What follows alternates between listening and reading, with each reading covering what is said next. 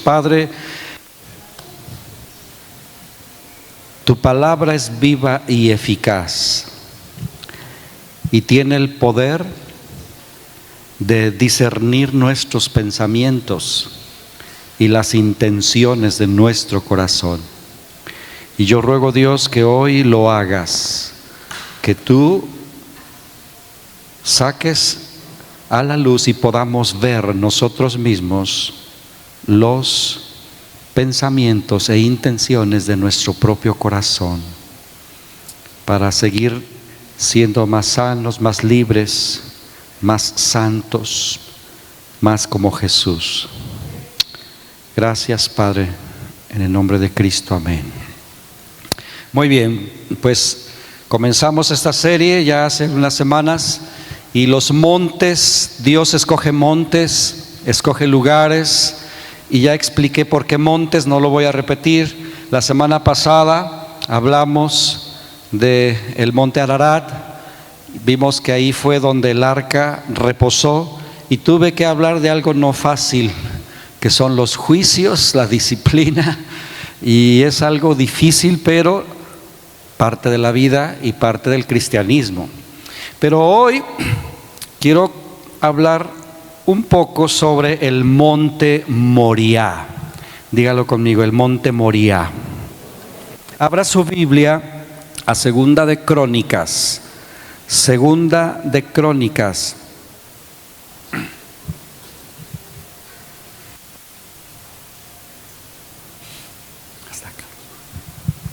Segunda de Crónicas, capítulo 3.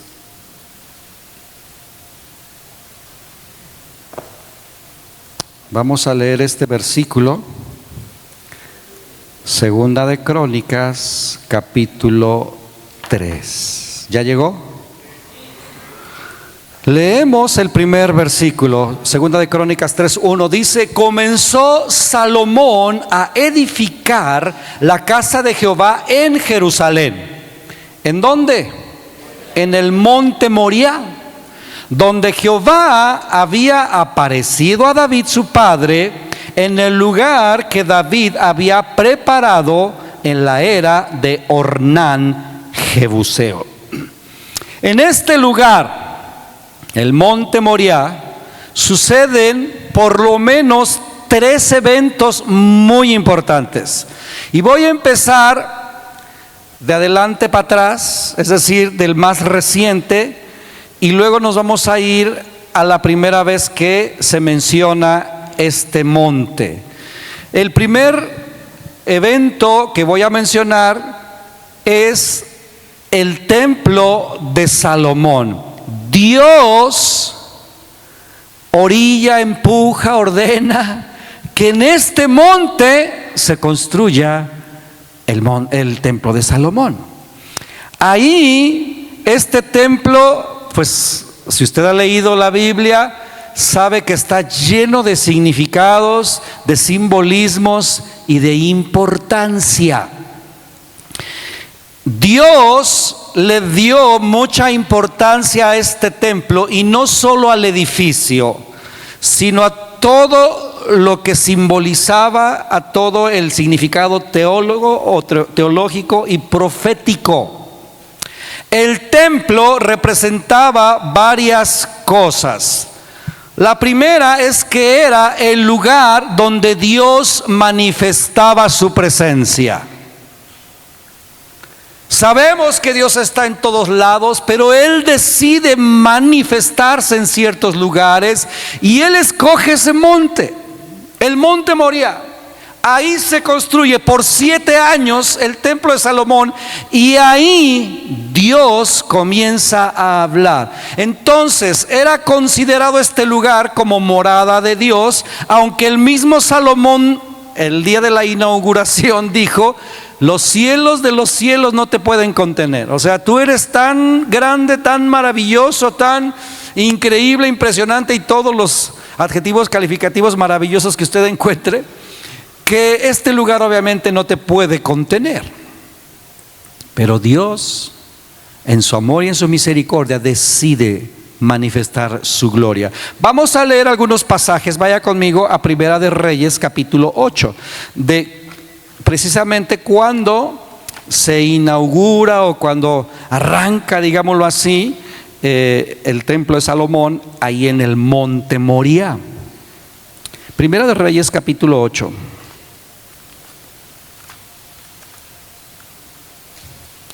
Voy a correrle un poquito porque la verdad es que son muchas cosas. De hecho, me costó trabajo sintetizar. Estuve horas y horas y horas y dije, Señor, ¿cómo voy a sintetizar tanta información, tantas cosas tan maravillosas? Primera de Reyes, capítulo 8, ¿ya está? Vamos a leer versículo, pues desde el 1. Dice, entonces Salomón, dice que reunió ante sí en Jerusalén a los ancianos de Israel, a todos los jefes de las tribus de las principales familias de los hijos de Israel, lo primero que hace es traer el arca del pacto a la ciudad de David, la cual es Sión.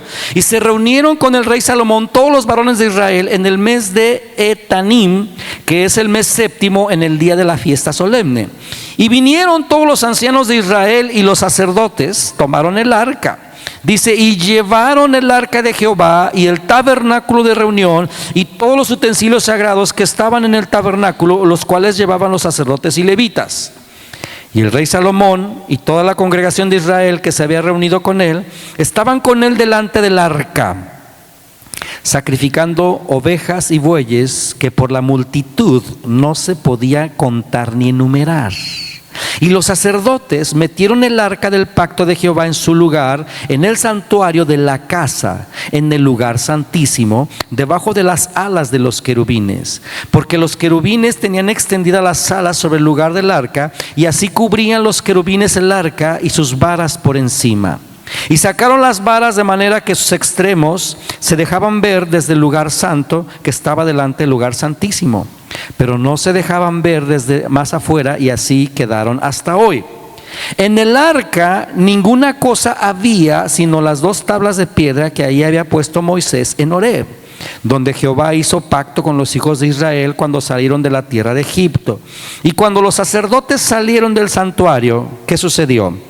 La nube llenó la casa de Jehová, y los sacerdotes no pudieron permanecer para ministrar por causa de la nube, porque la gloria de Jehová había llenado la casa. O sea, no sé qué siente usted cuando lee esto, pero yo a veces he orado, dije, Señor, que tu gloria descienda y que tampoco podamos ministrar. No sé si va a suceder un día o no, pero yo pienso que debió haber sido indescriptible. Quizás en algún momento usted sí ha percibido ese peso, porque la palabra gloria proviene de una palabra que significa peso. Ese peso. No sé cuántos de ustedes han experimentado eso cuando están en la presencia de Dios, como que un peso. De hecho, a mí me ha sucedido que tirado en el piso no me puedo parar. ¿Alguien le ha pasado alguna vez? No te puedes parar, o sea, no es que no quieres, es que no me puedo parar, porque hay algo que me... Entonces yo digo que son como chispazos, ¿verdad?, de lo que Dios puede hacer cuando su presencia desciende.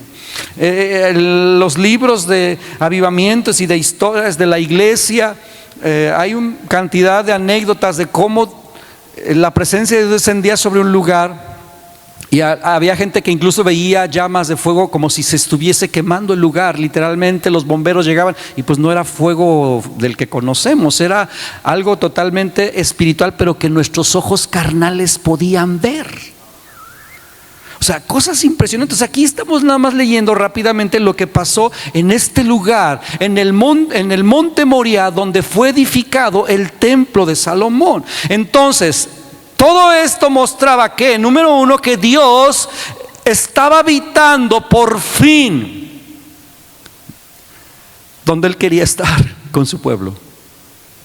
Desde un principio, cuando Dios le ordena a Moisés construir un tabernáculo, el tabernáculo de reunión, precisamente tenía ese nombre porque lo que estaba comunicando es: aquí yo quiero que mi pueblo se junte para tener comunión, contacto conmigo. Ha sido el anhelo, el deseo de Dios desde siempre. Y un día será de manera permanente. Él habitará con su pueblo de manera permanente. Este lugar, ese templo, en ese monte, se convirtió en el centro espiritual de toda la nación de Israel.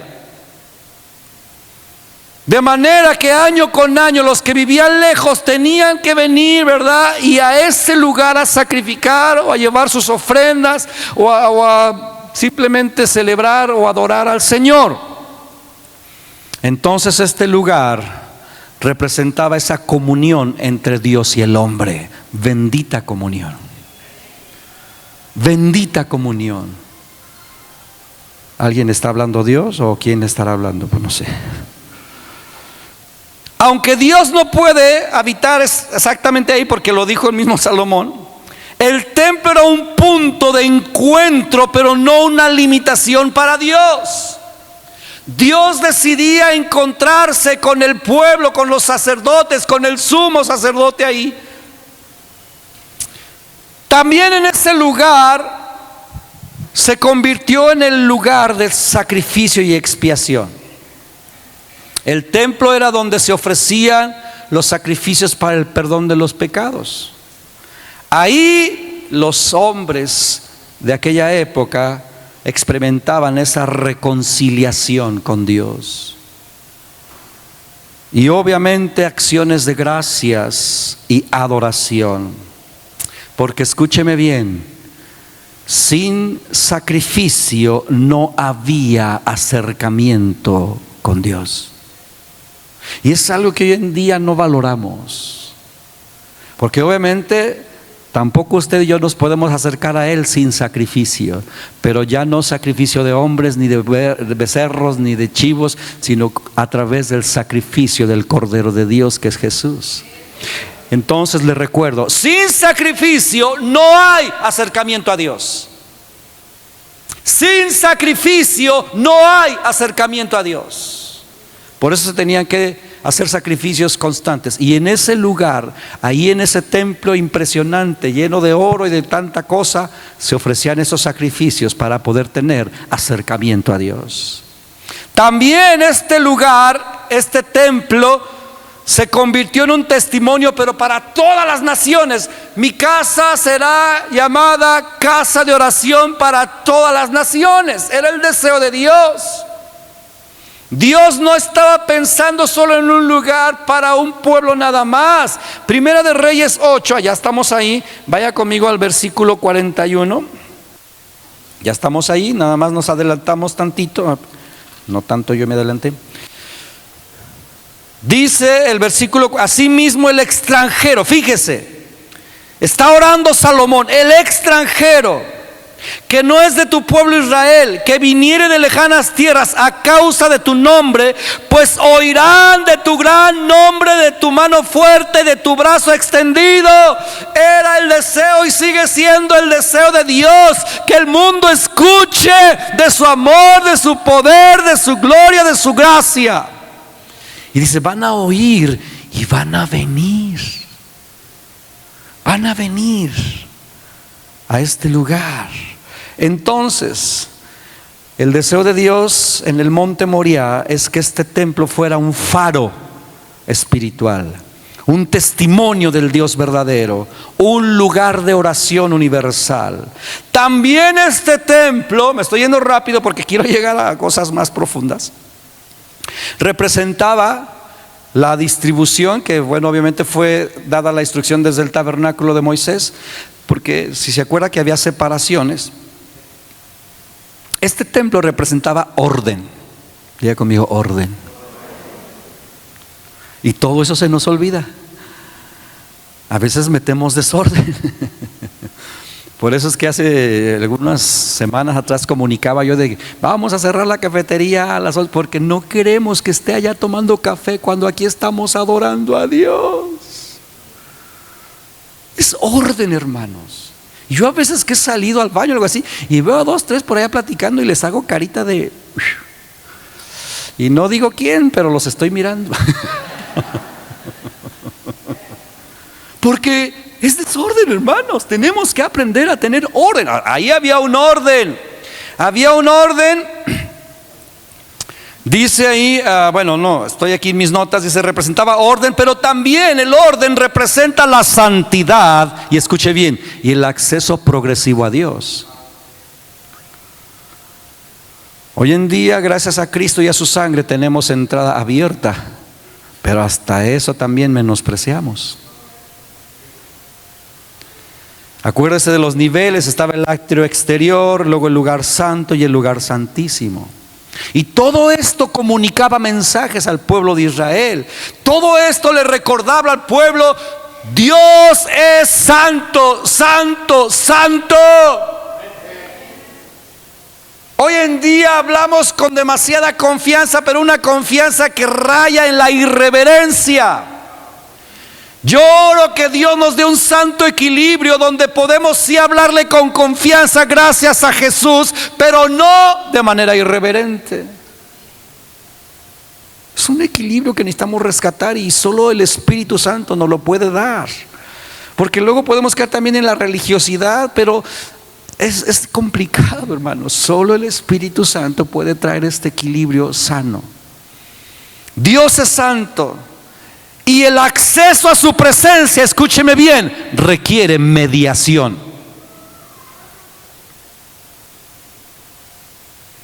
Como no estamos acostumbrados, porque ahí entramos, Señor. Hermanos, en esa época nadie podía hacer eso si no había un mediador. O sea, los sacerdotes eran los mediadores.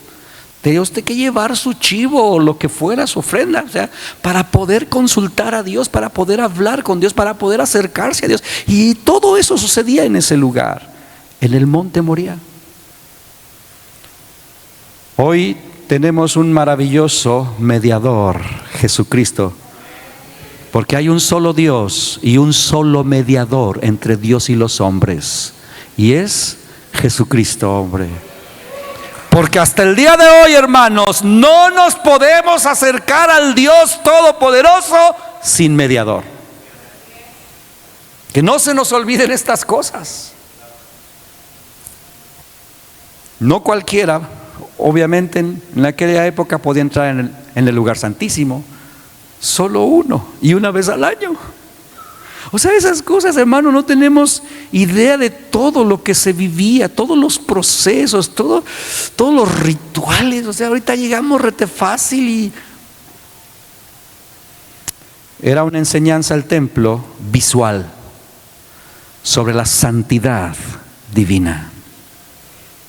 Y obviamente ese templo también tenía un significado profético. ¿Por qué? Porque estaba apuntando al futuro donde Dios tenía decidido que fuera su iglesia, los hijos e hijas de Dios, el templo. Dice la Escritura: ustedes son el templo de Dios, tu cuerpo es templo del Espíritu Santo, juntos somos casa de Dios, piedras vivas, edificadas. O sea, hay un simbolismo impresionante ahí. Por eso es importante venir a la reunión. ¿Quién ha hecho un edificio con una sola piedra? Solo el conejo quizás, o no sé. Se requieren las piedras vivas, o sea, la piedra que tienes al lado, pues, esa que rueda de repente. Saluda a la piedrita que tienes al lado, dile: eres piedra viva.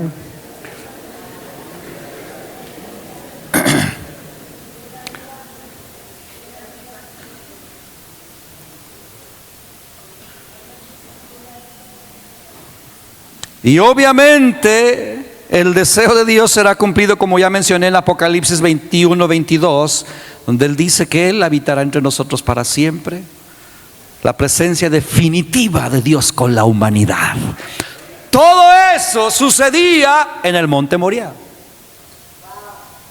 Entonces, en resumen de este punto, Dios le dio el templo de Salomón a su pueblo. ¿Por qué? Porque era esa morada simbólica de su presencia. Era el centro de adoración y sacrificio. Era la confirmación del pacto con Israel. y el testimonio para todas las naciones. Todo eso representaba el templo y fue construido en el monte Moriah. El segundo evento que está en la Biblia, que también está interesante, acuérdense que pasamos de aquí y nos vamos para atrás en la historia. ¿Por qué fue allí? ¿Cómo es que David y Salomón llegaron a la conclusión de que tenía que ser ahí en el monte Moriah? Bueno, este evento que vamos a leer en Primera de Crónicas 21 nos lleva a la respuesta. Bueno, aparte de la respuesta, vamos ahí a Primera de Crónicas capítulo 21. Primera de Crónicas capítulo 21.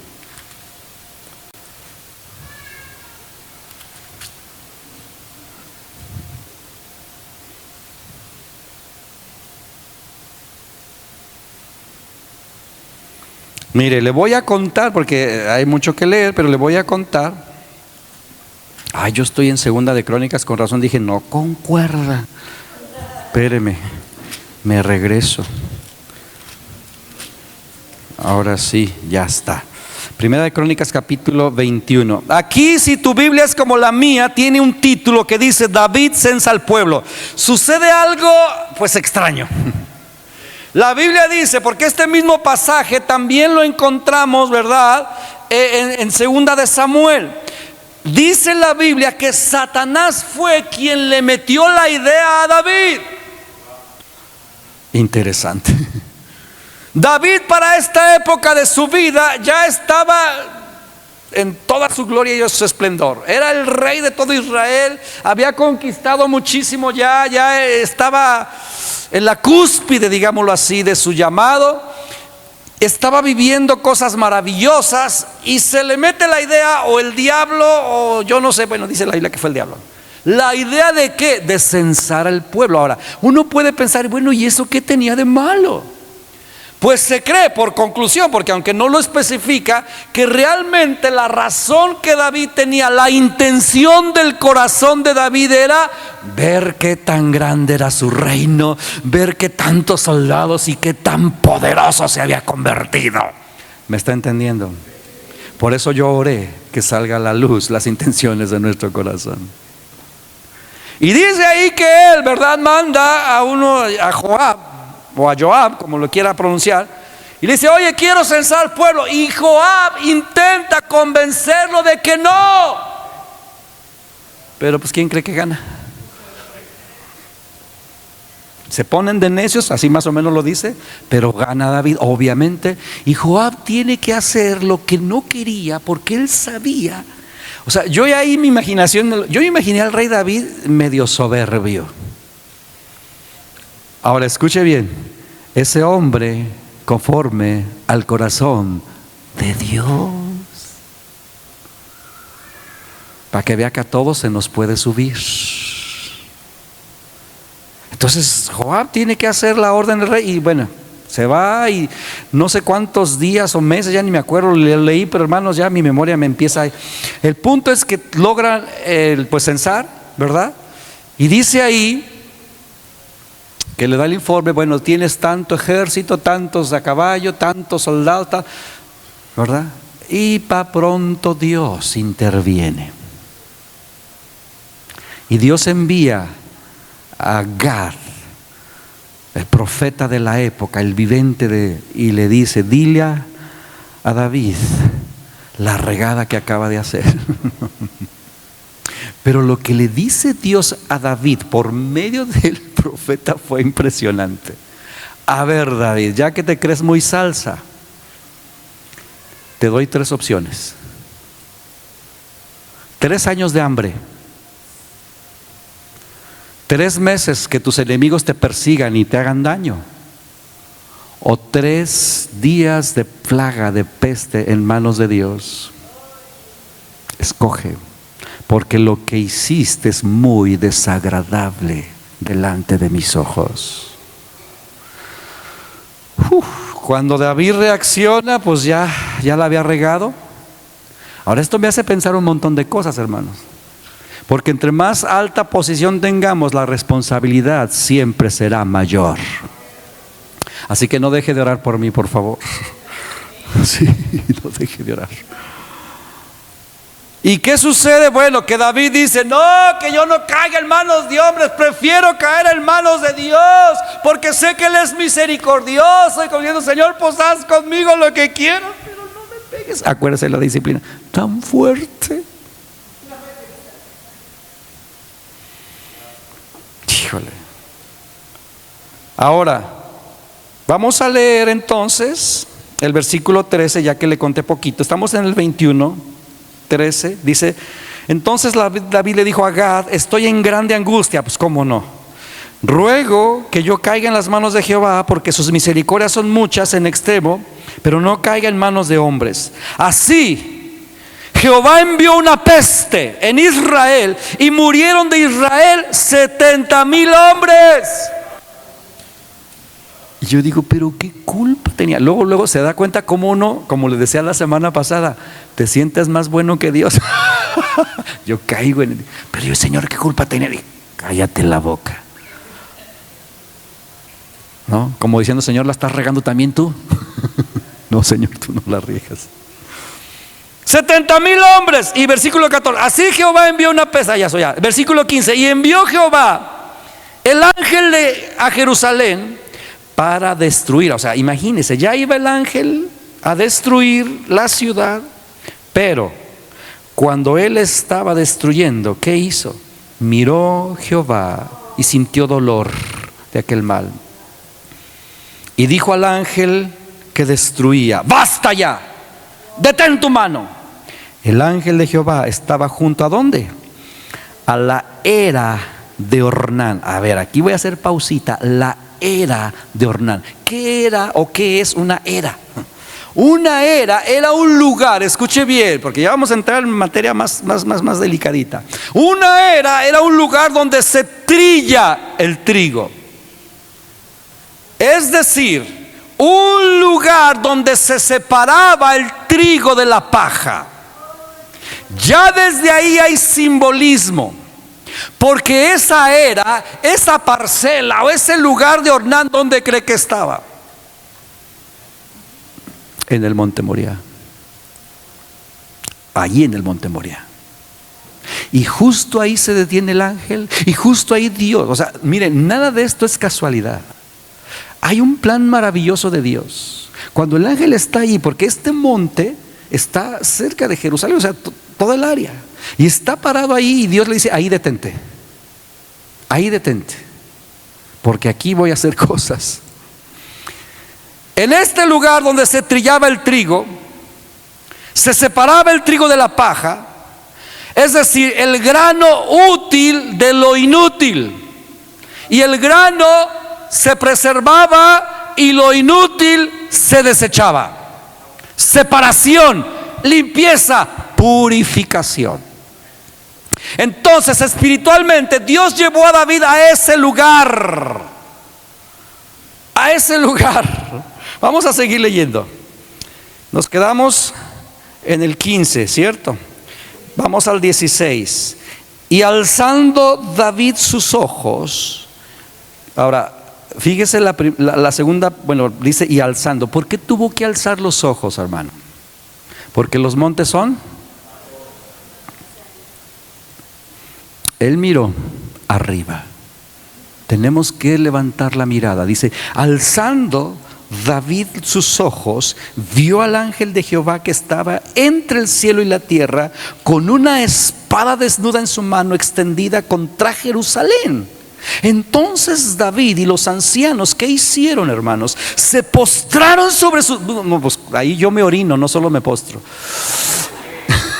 ¿Cuántos dicen amén también?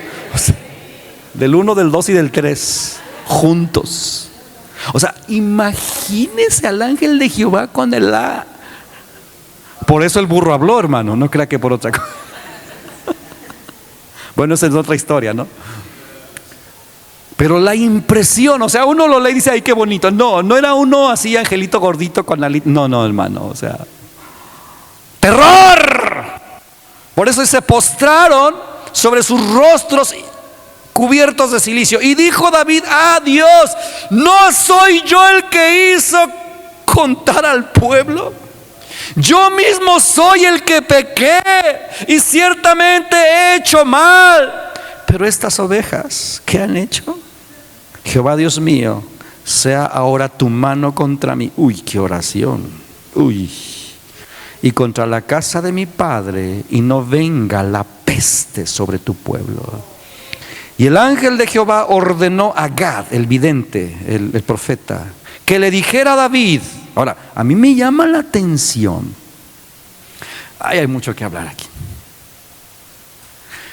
Si usted ha leído más de la historia de David en otros pasajes anteriores, incluso antes de ser rey, ¿cómo dice la Biblia que él le preguntaba a Dios y qué sucedía, hermano?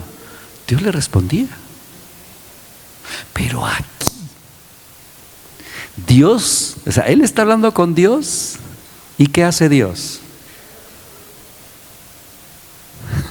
Ocupa un mediador ahorita, porque si no, sí te va a sonar. Envía a Gad, o sea, Dios no le responde directamente. Envía a Gad. Entonces, bueno, son detallitos. El ángel de Jehová ordenó a Gad que le dijese a David que subiese y ¿qué? Construyese un altar a Jehová. ¿En dónde? En la era de Ornán Jebuseo, es decir, en el monte Moriah. Quiero, David, que ahí en esa era, en ese lugar donde se trilla el trigo, donde se separa lo bueno de lo inútil, quiero que ahí construyas un altar y ahí me ofrezcas holocausto, ahí me ofrezcas sacrificio, en ese lugar, en el monte Moriah. Si recuerda el primer versículo que leímos, lo dice. ¿Sí? ¿Sí se acuerda? O se lo leo rápido. Empezamos leyendo Segunda de Crónicas 3:1 y dice: comenzó Salomón a edificar la casa de Jehová en Jerusalén, en el monte Moriah, donde Jehová había aparecido a David su padre, en el lugar que David había preparado en la era de Ornán. Mismo lugar.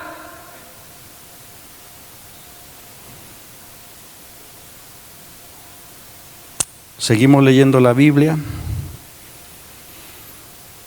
Versículo 19. Entonces David subió. Otra vez palabra interesante. Hace rato yo sentía tan fuerte. Vamos a subir, hermanos. Tenemos que subir. Tenemos que subir. No podemos reunirnos nada más y estar participando de manera floja desde abajo. Tenemos que aprender a subir. Subió David. Allá arriba, lo que no acá abajo, allá arriba, sube. Los altares son arriba, no abajo.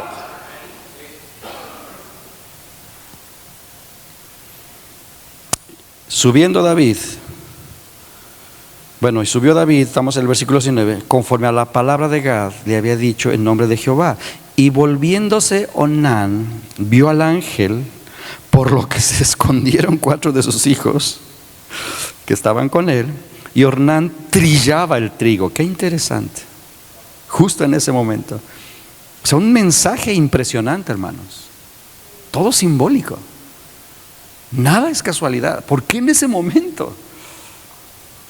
Y viendo David a Ornán, miró a Ornán y vio a David, y saliendo de la era, se postró en tierra ante David. Entonces dijo David a Ornán: dame este lugar de la era para que edifique un altar a Jehová. Dámelo por su cabal precio, para que cese la mortandad en el pueblo. Y Ornán le respondió a David: tómala para ti y haga mi señor el rey lo que bien le parezca, y aún los bueyes daré para el holocausto y los trillos para la leña y trigo para la ofrenda. Yo se lo doy todo, mi rey.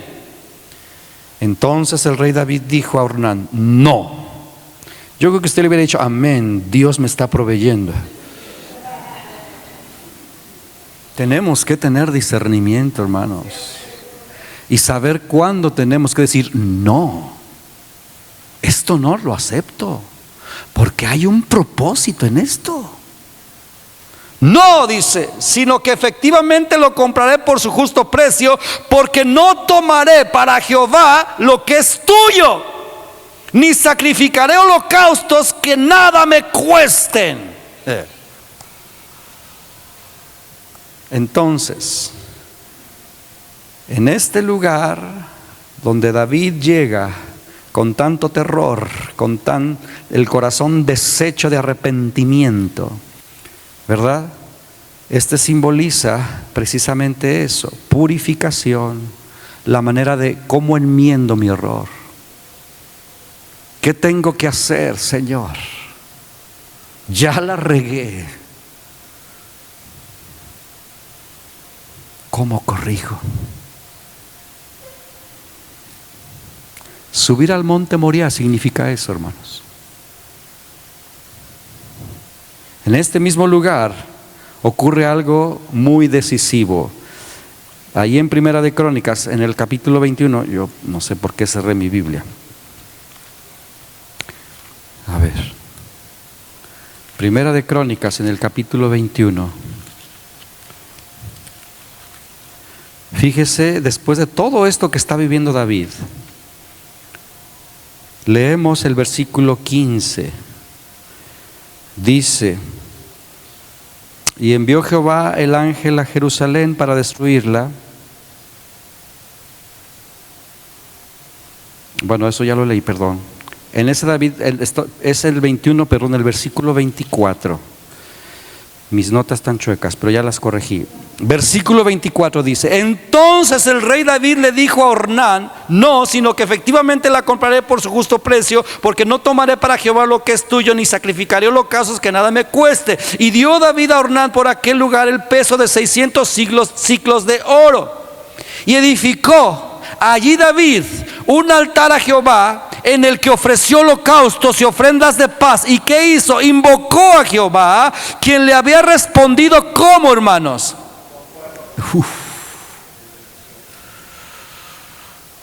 Esa historia del fuego desde los cielos, ¿te suena conocidita? Fuego cayó del cielo. Entonces Jehová habló al ángel, y éste volvió su espada a la vaina. Versículo 28. Fíjese, este versículo es clave. Viendo David que Jehová le había oído en la era de Ornán Jebuseo, ofreció sacrificios allí. Y el tabernáculo de Jehová que Moisés había hecho en el desierto y el altar del holocausto estaban entonces en el lugar alto de Gabaón. Pero David no pudo ir allá a consultar a Dios, porque estaba atemorizado a causa de la espada del ángel de Jehová. Capítulo 22, versículo 1. Y dijo David: aquí estará la casa de Jehová Dios, y aquí el altar del holocausto para Israel. Cuando ve que el ángel mete la espada a la vaina, cuando ve David que Dios le responde a su sacrificio, a su humillación, a su oración, a su humildad, a su arrepentimiento con fuego, él se da cuenta: Dios está escogiendo este lugar para ofrecerle sacrificios. El monte Moriah.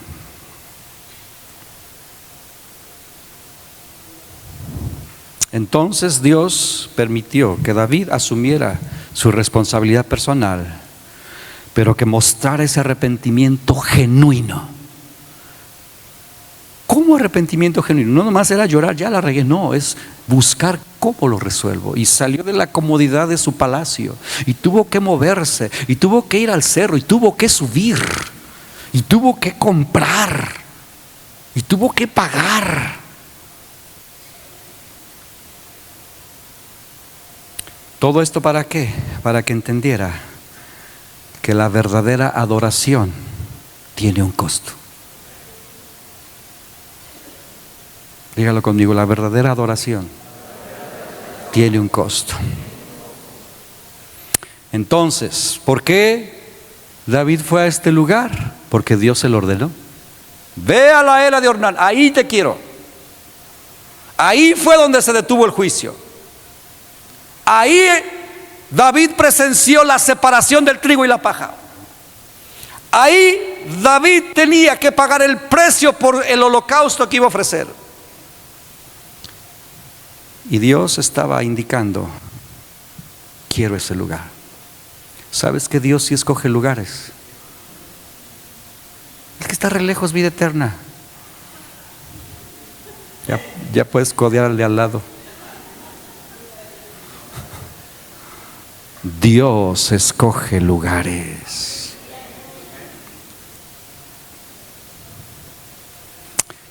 Tercer cosa que sucede en el monte Moriah, y algunos seguramente ya saben, nos vamos más para atrás en la historia, hasta Génesis capítulo 22. Abra su Biblia a Génesis capítulo 22.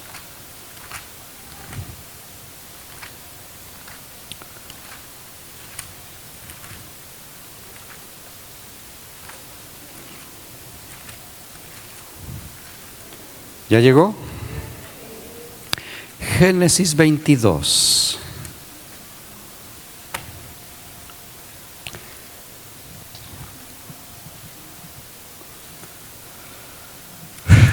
Hay un montón de cosas que sucedieron antes, pero bueno, ya las lee usted en su casa. Pero el capítulo 22 comienza diciendo, versículo 1, aconteció después de estas cosas. Y estas cosas son las que no voy a decir, porque son un montón de cosas. Pero bueno, se entiende que estuvieron sucediendo cosas y después hay como una pausa, hay como a ver, vamos más profundo. Dice, después de estas cosas, Dios probó a Abraham y le dijo, Abraham, y él respondió, heme aquí.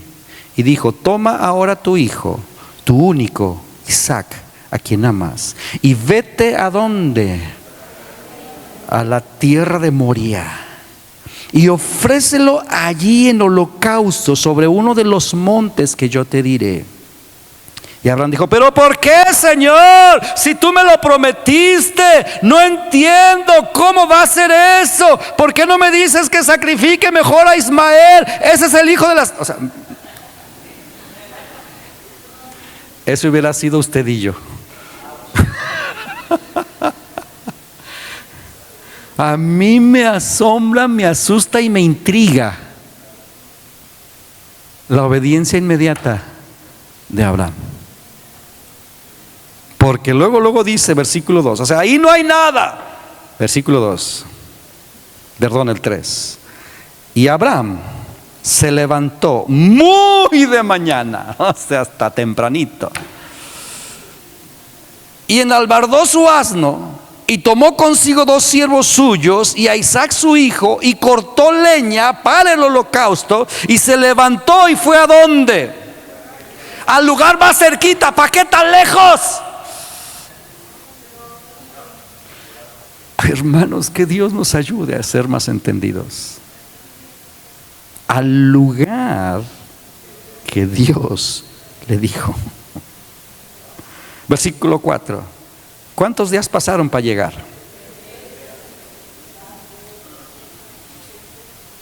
Nomás para que sepa, si a usted se tarda 1 hora en llegar, hermano, él se tardó 3 días.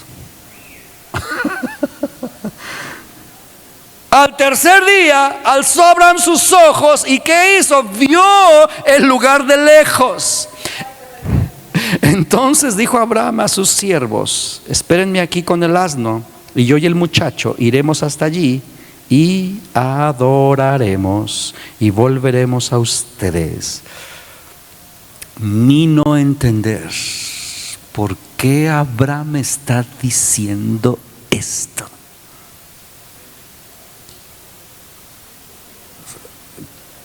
Yo tengo un montón de preguntas ahí. Si Dios mismo le está diciendo, sacrifícamelo, ¿por qué estás diciéndole a tus siervos, vamos a ir allá y vamos a adorar, nos vamos a postrar y vamos a regresar? ¿Qué sabía Abraham que usted y yo no sabemos y que no está ahí? Algo sabía, ¿no cree usted? Yo creo que algo sabía. Y eso es lo que me intriga. Por eso puras conclusiones. Dije, Señor, puras conclusiones. Versículo 6. Y tomó Abraham la leña del holocausto y la puso sobre Isaac su hijo, y él tomó en su mano el fuego y el cuchillo, y fueron ambos juntos. Entonces habló Isaac a Abraham su padre y le dijo: Padre mío. Y él respondió: heme aquí mi hijo. Y él dijo: he aquí el fuego y la leña, mas ¿dónde está el cordero para el holocausto? ¿No hubiera usted tragado saliva?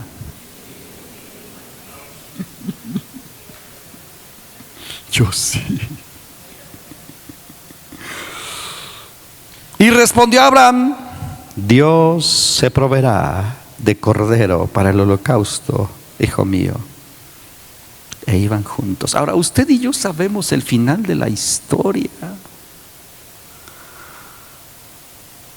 Y pues ya sabemos.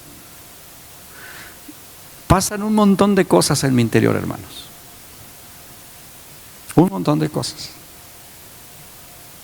Versículo 9. Y cuando llegaron al lugar que Dios le había dicho, edificó allí Abraham un altar y compuso la leña y ató a Isaac. Ya conmigo, ató a Isaac para que no le corriera. No, eso no dice. Y lo puso en el altar sobre la leña. Y extendió Abraham su mano y tomó el cuchillo para degollar a su hijo. Entonces el ángel de Jehová le dio voces desde el cielo y dijo: Abraham, Abraham. Y él respondió: heme aquí. Y dijo: no extiendas tu mano sobre el muchacho ni le hagas nada, porque ya me di cuenta, ya conozco, ya sé que temes a Dios, por cuanto no me rehusaste tu hijo, tu único.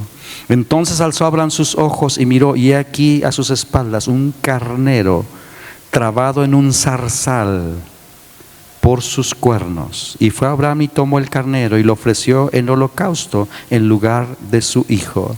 Y llamó a Abraham el nombre de aquel lugar: Jehová proveerá. Por tanto se dice hoy: en el monte de Jehová será provisto. Jehová Jireh. Y llamó el ángel de Jehová a Abraham por segunda vez y desde el cielo. Y entonces viene ya no una promesa común, porque viene ahora un juramento. Y dijo: por mí mismo he jurado, dice Jehová, que por cuanto has hecho esto y no me has rehusado tu hijo, tu único hijo, de cierto te bendeciré y multiplicaré tu descendencia como las estrellas del cielo y como la arena que está a la orilla del mar, y tu descendencia poseerá las puertas de sus enemigos.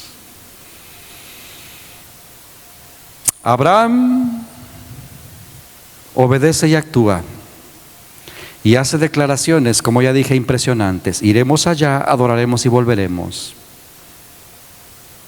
Escucha bien: cuando Dios te diga que subas al monte Moriah, donde tú tendrás que sacrificar lo que Dios te diga.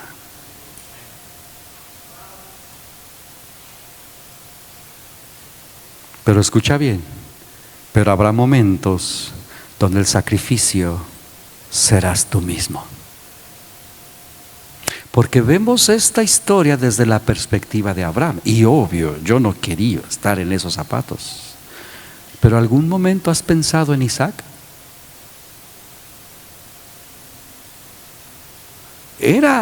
No dice la edad, o sea, yo hasta estuve investigando, no se puede sacar la edad. Algunos dicen que tenía alrededor de 15, 16 y otros dicen que hasta 30 años, no sé. El punto es que tenía la edad suficiente para dos cosas: para cargar la leña hasta arriba. Entonces no estaba tan chiquito. Y razonar para ver: oye, pues aquí como que mis matemáticas no cuadran, ¿no? Yo veo fuego, cuchillos, yo no veo nada, ¿dónde está? Porque hay momentos donde Dios te dice: sube. Y te pedirá cosas, pero a veces lo que pedirá eres tú. En el caso de Isaac, él mismo era el sacrificio. Cuando Abraham dijo: iremos allá y adoraremos, nos postraremos, hablaba obviamente de él y de su hijo. Ambos, Abraham y Isaac, vivieron la misma experiencia, pero desde perspectivas diferentes. Uno matar a su propio hijo y el otro siendo asesinado por su propio padre. No sé en dónde quieres estar, yo ninguno de los dos. Pero Abraham obedeció a Dios a pesar de lo que sintiera, y no sabemos qué sintió. Él estaba dispuesto a entregar lo que amaba. ¿Sabes por qué? Porque Dios se lo estaba pidiendo.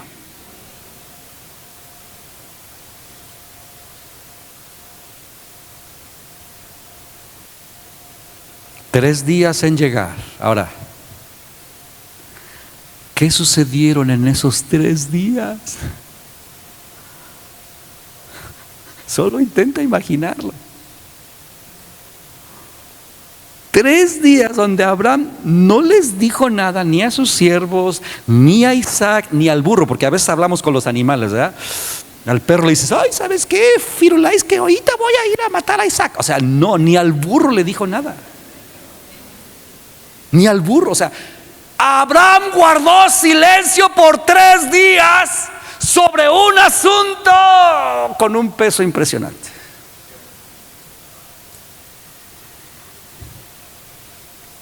Tuvo tiempo suficiente para pensar, tiempo de sobra para meditar, pero escúchame bien, tiempo suficiente para rendirse. Porque a Moría no se sube para rendirse, a Moría tú ya subes rendido.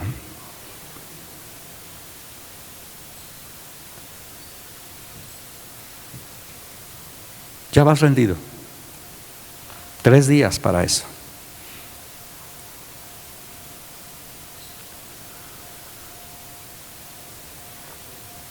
Cuando eso sucede, tú ya dejaste de pelearte con Dios. Tuviste 3 días para jalonear. Dejas de luchar. Quizás fueron noches sin dormir, no lo sé. Momentos muy incómodos donde quizás fingía que no pasaba nada. Abraham aprendió una cosa. Hay momentos en tu caminar con Dios en que debes dejar de prestarle atención a tu razonamiento. Escucha lo que acabo de decir.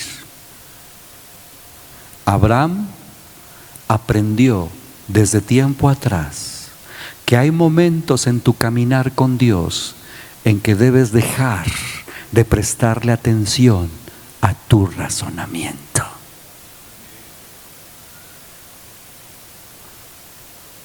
¿Desde cuándo aprendió Abraham eso? Pues 20 años atrás. Cuando le dice, de tu descendencia, de ti haré, y el razonamiento. Se te habrá olvidado un pequeño detalle, que yo estoy medio viejo y mi señora es estéril.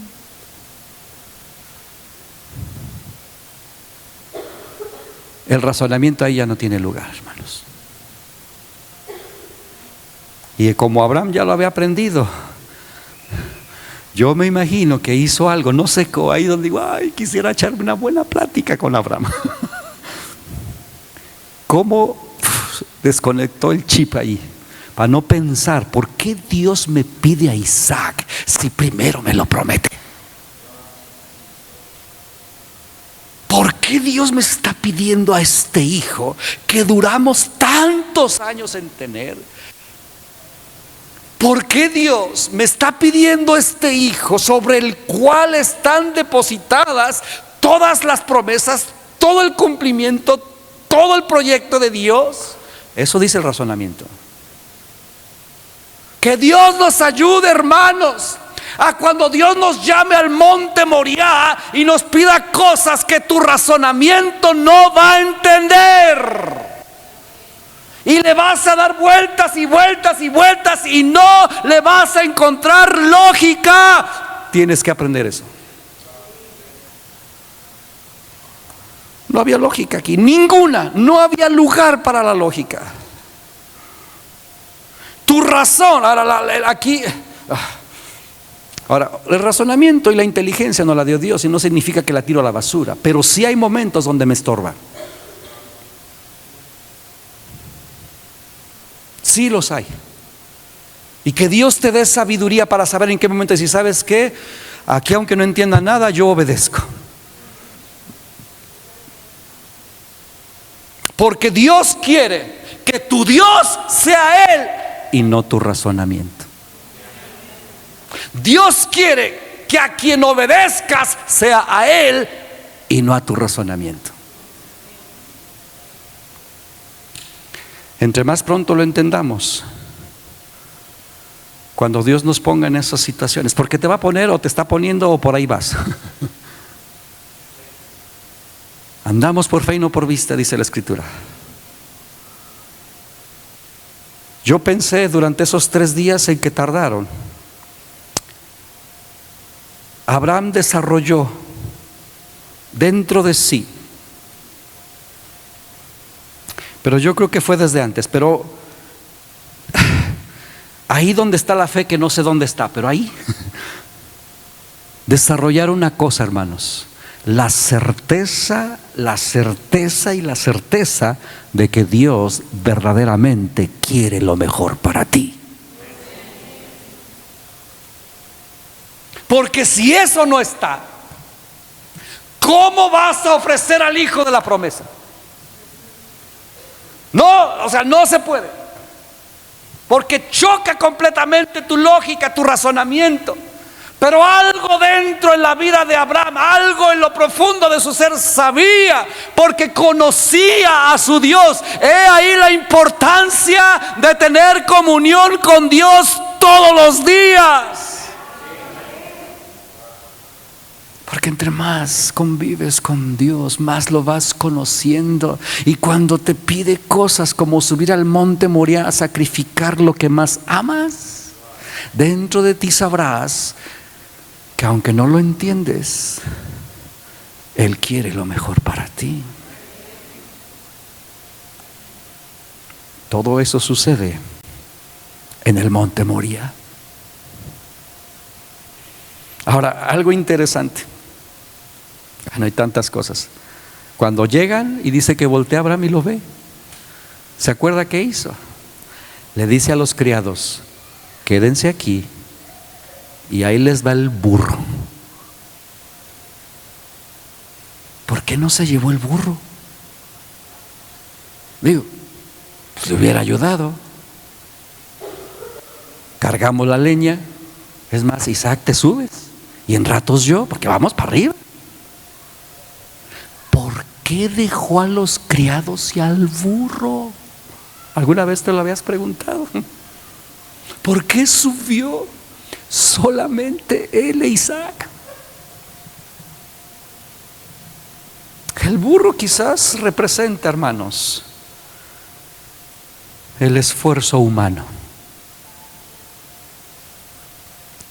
Arriba no te sirve. Arriba, tus capacidades humanas, tus talentos, tus unciones, tus títulos, tus habilidades, ahí arriba no te sirven. Los tienes que dejar abajo. Te tienes que despojar de todo aquello que te pueda ayudar, entre comillas. ¿Por qué no a los criados? Yo ya me imagino a los criados alegando allí: ¿qué va a hacer Abraham? Tan loco. Tienes que subir, pero antes tienes que dejar las opiniones y las voces humanas abajo. Y solo ser guiado por una sola voz, la voz de Dios. Ni la de tu razonamiento. O sea, estas cosas no son sencillas, pero en algún momento de tu vida las vas a tener que aprender, al igual que yo. ¿Por qué sacrificar a Isaac, a su hijo amado? El fruto y su legado, el milagro de Dios. ¿Por qué dejar al burro y a los criados? Porque no podemos apegarnos a nada que Dios nos ha dado, incluso si es un milagro. Por eso Dios le pide a Isaac. Dios le dio a Isaac.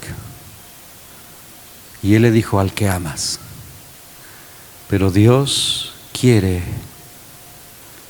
que nada ocupe su lugar, ni siquiera tu ministerio, ni siquiera tu llamado, ni siquiera el cumplimiento de tus promesas, ni siquiera tus éxitos. Nada debe ocupar el lugar de Dios, solo Él. Dios quiere seguir siendo tu Dios, aun cuando te quite lo que te prometió.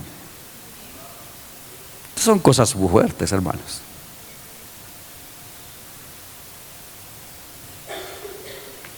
Dios quiere seguir siendo nuestro Dios, aunque no veas cumplidas todas las cosas que te prometió.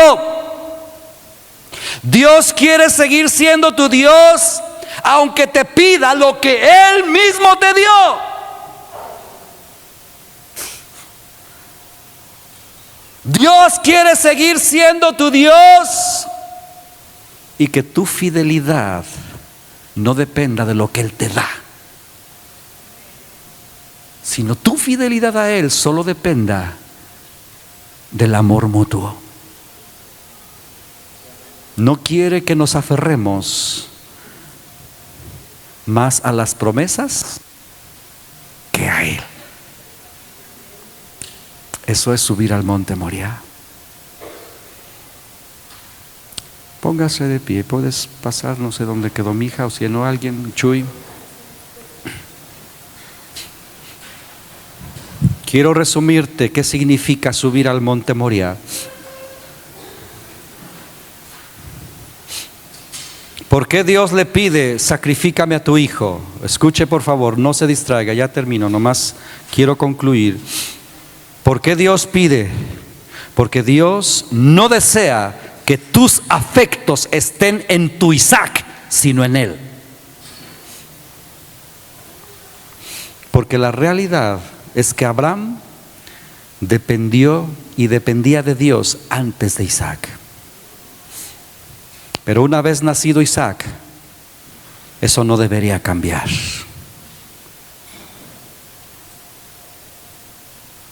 No pienses que necesitas amar o estimar más a tu Isaac al punto de dejar a Dios en segundo plano.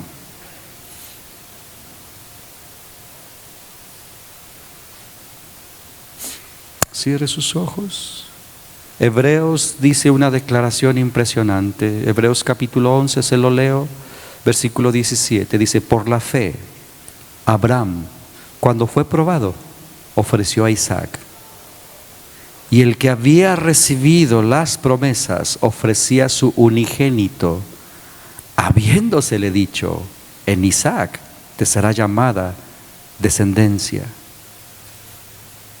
Pero Abraham consideró que Dios era poderoso para levantar aún de entre los muertos. Entonces, el monte Moriah es el lugar de la prueba de nuestra fe, pero también de nuestra obediencia.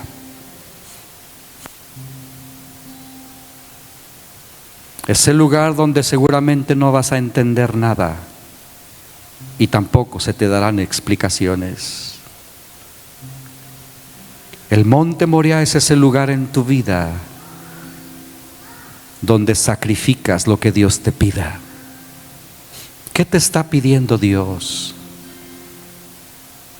Es el lugar donde ya subes rendido.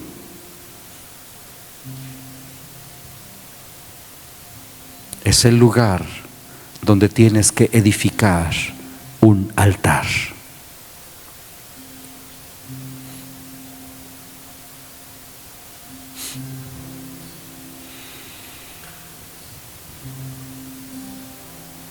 Subir al monte Moriah significan esos encuentros con Dios. Dios se encontró con su pueblo en el monte Moriah cuando se inauguró el templo de Salomón. Su gloria fue impresionante. Dios se encontró con David en esa era, en esa parcela de Ornán donde se trillaba el trigo. Con toda la humildad y el arrepentimiento, David se rindió ahí. Pero Dios también se encontró con Abraham y con Isaac en ese monte.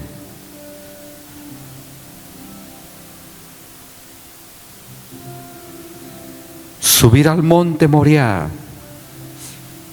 es adorar a Dios de todo corazón. Esa adoración implica sacrificio. Cuando no tienes ganas o cuando te sientes muy desanimado o cuando no ves respuestas o cuando no sabes cómo va a resolverse la situación, pero tú decides adorar. Cuando estás como Pablo y Silas en una cárcel de manera injusta, habiendo sido azotados, pero en lugar de quejarse, ellos deciden adorar. Eso es subir al monte Moriah.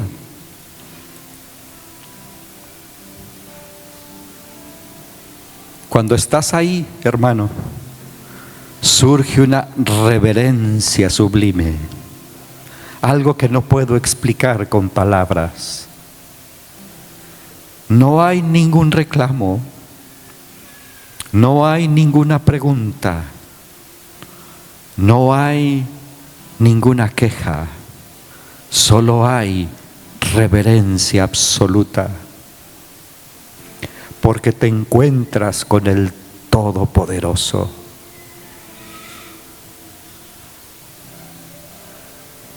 Subir al monte Moriah te ubica,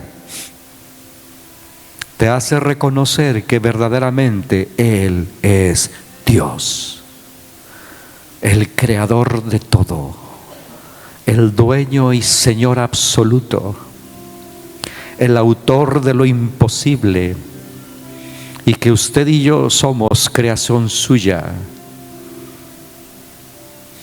pero que hemos sido limpiados para convivir con Él. El monte Moriah es ese lugar donde lo divino y lo humano conviven, donde lo infinito y lo finito se juntan, donde se encuentra lo perfecto de Dios con lo imperfecto de los seres humanos. Pero también en el monte Moriah es donde Dios responde.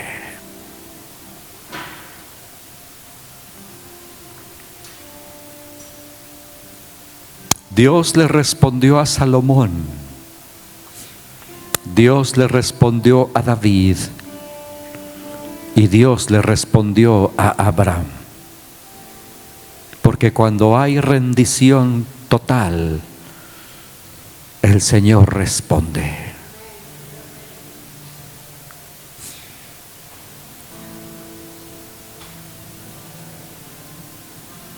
Jehová Jireh, subir al monte Moriah, es rendirle lo que más amas, pero que estás amando más que a Dios.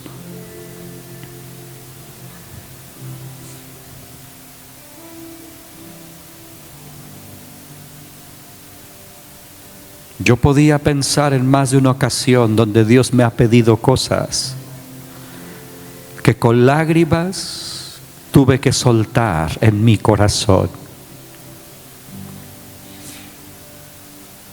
Pero una vez que me rendí,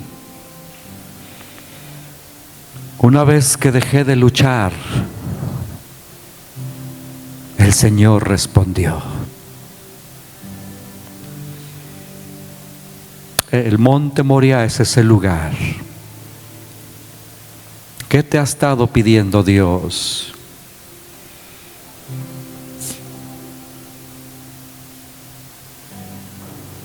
¿Cómo están tus afectos? ¿Tienen el orden adecuado? ¿Cómo están tus prioridades?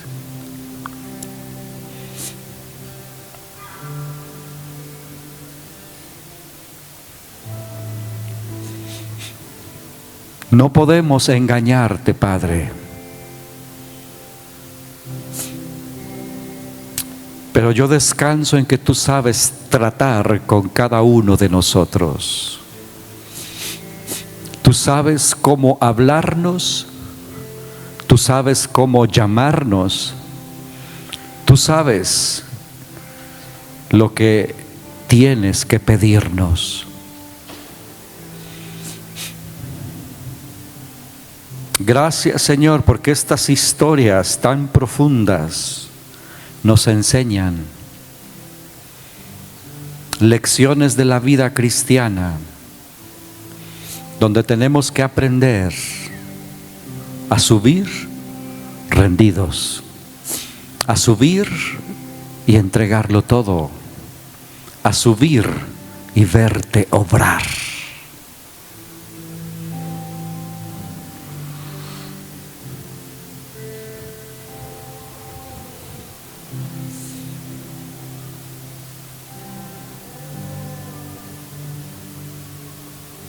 Sigue hablando con Dios ahí. Eso es un momento íntimo con Él.